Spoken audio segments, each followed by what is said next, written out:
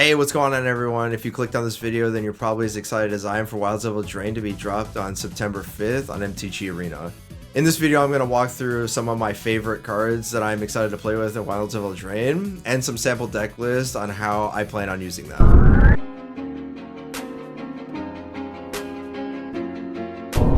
If you like this kind of content and more, do me a solid and click that subscribe button to help push this video to more audiences like you, along with hitting that notification bell to not miss another video. Now, without missing a beat and all that YouTube stuff out of the way, let's jump right in. Be sure you can swim. Card number one is, drumroll please,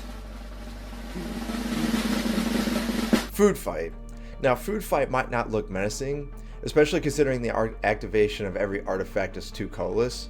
But let me make a case for it. First, Food Fight triggers on a lot of cards. Third Path Iconoclast, Levitating Statue, Chrome Host Sea Shark, and more. Most of these cards that trigger off casting Food Fight also create more artifacts to sacrifice to Food Fight. Second, while it is highly unfortunate this card does not create its own artifact like Trail of Crumbs did, having multiples is still worth it as the damage points are all relevant. In other words, as long as 2 damage to as much as 5 damage deals with a lot of creatures in this format. If you draw 1 Food Fight, great. If you draw all 4 of them, great. I can deal with Shieldred in a pinch eventually anyway. Lastly, much like with previous food artifact-centric decks in that they were sporting leaner curves, Food Fight seems to incentivize the same concepts. Much of the synergistic help comes from cards on the curve from mana value 1 to 4, yet settle on the average of about 2. Regardless, this card looks fun to mess with as there are a lot of artifact synergies not just tied to Grixis, but also Jund. As you can see, Jund might be sporting an even leaner curve than Grixis, however card quality might dip slightly. The fact that you can slot this in more than one deck and continue similar strats with the same leaner curves gets me hella excited to try this out on multiple shells. Card number 2 is, drumroll please, Devouring Sugarmoth. Well, not exactly just this science fair project gone wrong from Krispy Kreme, but all the adventure cards. Most of these will see some level play in one form or another, but for now let's look at this diabetes on steroids. Sugarmoth really is a trampling menace, sporting a giant body at 6'6" at a reasonable cost of 2 black and 2 colorless, with a leaner adventure option. This can fit in so many strategies. As you can see, Donut Face is another sizable experiment in fight rigging, helps to fuel bargain for Besiege, or something else entirely if so need be. And it's not even a mythic. Yay for our wild cards! And there was much rejoicing. Most importantly, your boy doesn't succumb to not being able to pay for the drawback trigger of needing an artifact, enchantment, or token like so many other creatures before him. Sugarmoth just taps during your upkeep. Imagine being able to have a way to just untap him during your pre-combat main phase. Fight rigging strats are all about power, but what makes Sugar Daddy even more exciting, is building around him. Puppeteer being the most sus in this type of list, the rest sports lean strategies to couple with Sugarmoth. This list has me a bit more excited as you get to play the best removal, some of the forgotten creatures of previous sets, all while staying in 2 colors, black and white. Vigil and Nightmare provide considerable amount of cardboard for how cheap they are, help fuel all the sack outlets in Braids, Right, and Sugarmoth. Plus, you get to play one of the best white cards in Wedding Announcement, and what's not to love about that? Don't be afraid to windmill slam this card off multiple strats to net you plenty of wins off the arena ladder. It could be your sugar mama. Card number 3 is, drumroll please, Regal Bunnycorn. Whether you believe this is the second coming of Tarmogoyf, or this is the worst hype card of all time, I get the feeling that this might actually be better than it looks. Here's a visual representation of what Bunnycorn reminds me of the moment I finished reading this card. Well, that's no ordinary rabbit. Look. Jesus Christ! I warned you. Bunnycorn can fit anywhere, and that is what makes it so appealing. The easiest slot is just to put it in mono white aggro and give opponents the beatdown. White has a lot of permanents that get the scariest rabbit on earth bigger. Wedding Announcement, Resolute Reinforcements, Adeline, and Extraction Specialist get multiple permanents to get multiple benefits. Basic beatdown, Nothing too special here. The more difficult slot is where else does this Bugs Bunny impersonator fit?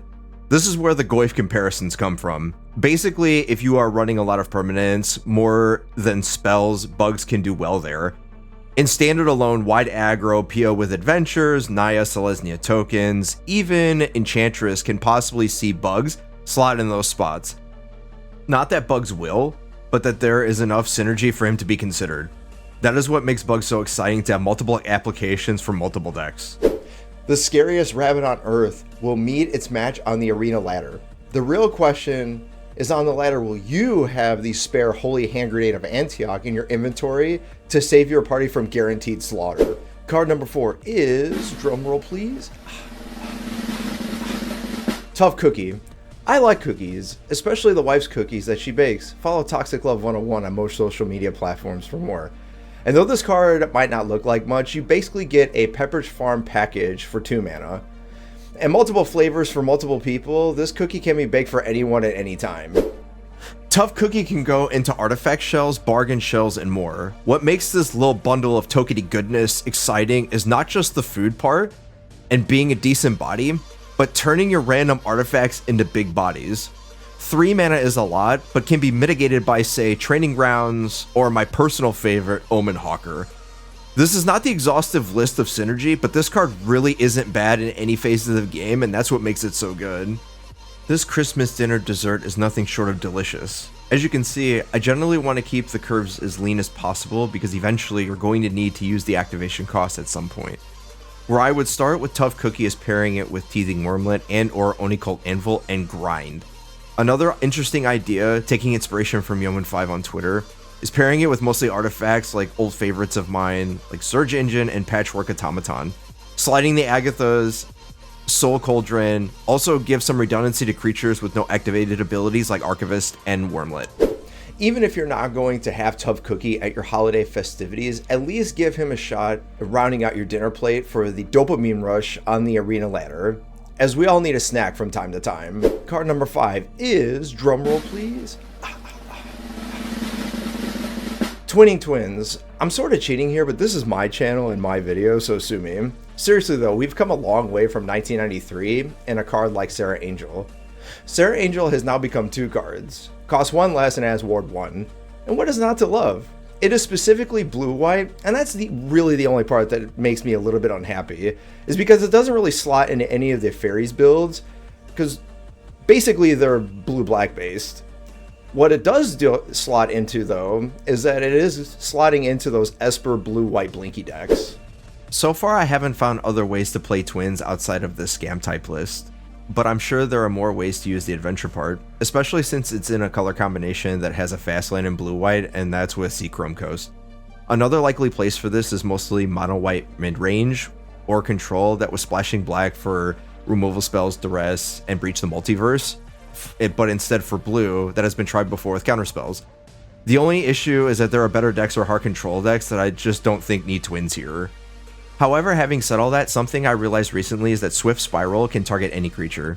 In a pinch, you can pseudo-solve partition opponent's stuff at end of turn to make sure to slow them down enough to drop twins. In essence, there might also be a blue-white flash type deck out there with the new adventures like Hornlock Whale alongside flash options like Werefox Bodyguard and Fairy Mastermind.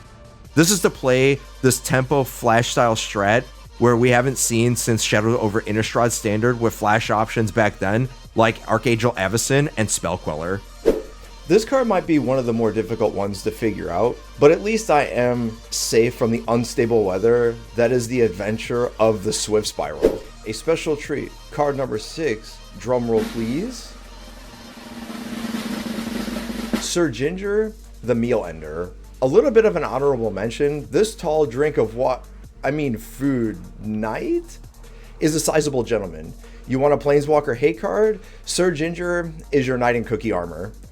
The best part, whenever artifacts you control are put into the graveyard, you put a +1/+1 counter on Sir Ginger and scry 1. That is correct. It triggers as many times as you can make it happen. While watching people play with Sir Ginger during the early access event, I saw Sir Ginger get pretty quick, pretty huge, and that cookie armor turned into Well, just bigger cookie armor. Yeah, he might be a 3-1, but I do not think it's going to take much for this knight to increase its power overall into new heights. The real question I have for this card is how often can you dodge cut down?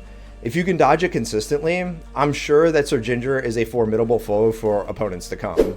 And there you have it, my favorite cards I can't wait to play with on the set release September the 5th on MTG Arena.